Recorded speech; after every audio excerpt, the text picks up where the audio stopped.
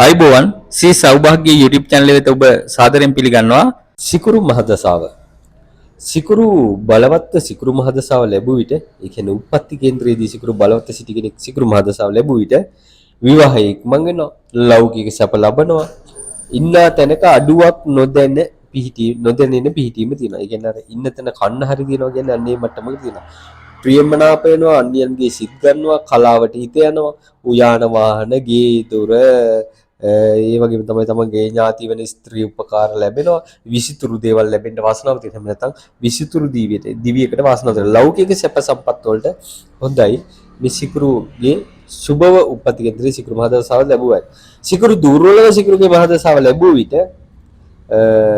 ස්ත්‍රීන් නිසා මනසට පීඩා වෙන්න පුළුවන්, උදරයේ සම්බන්ධ රෝග වෙන්න පුළුවන්, පපුව සම්බන්ධ රෝග වෙන්න පුළුවන්. ඒ වගේම තමයි හිතුවක්කාර ගති නිසා ස්ත්‍රීන් නිසා ගැටලුවට ලක් වෙලා Tamanට හානි කරගන්න දෙනවා.